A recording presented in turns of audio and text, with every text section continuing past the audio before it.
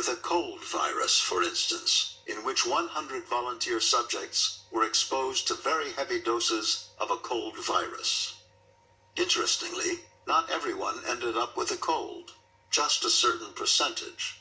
In other words, if the power were in the virus itself, rather than within consciousness, all 100 would have gotten a cold because the virus is so potent. What happens is that maybe only 65% will get it because 1/3 of the subjects do not believe in it.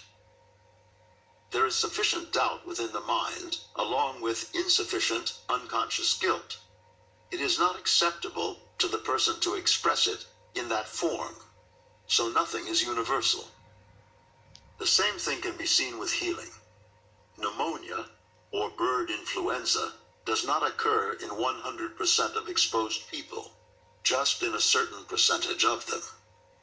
Comparably, only a certain percentage of people will respond to any medical treatment.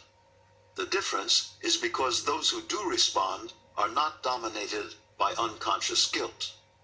Also, a negative belief system is not operative because the particular illness does not fit any specific thought form they have bought into. So both sides of it, the sickness and the healing, are reflecting the energy that is put into a certain belief system. Health is the willingness to let go of buying into negativity. Why would a person buy into negativity in the first place?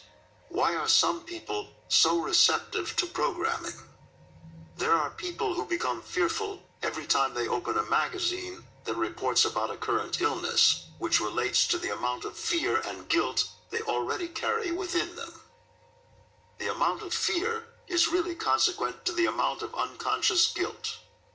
It is as though the vulnerable person is attracted by fear, and when they hear of an illness, they become mentally programmed enough to make it happen in their lives.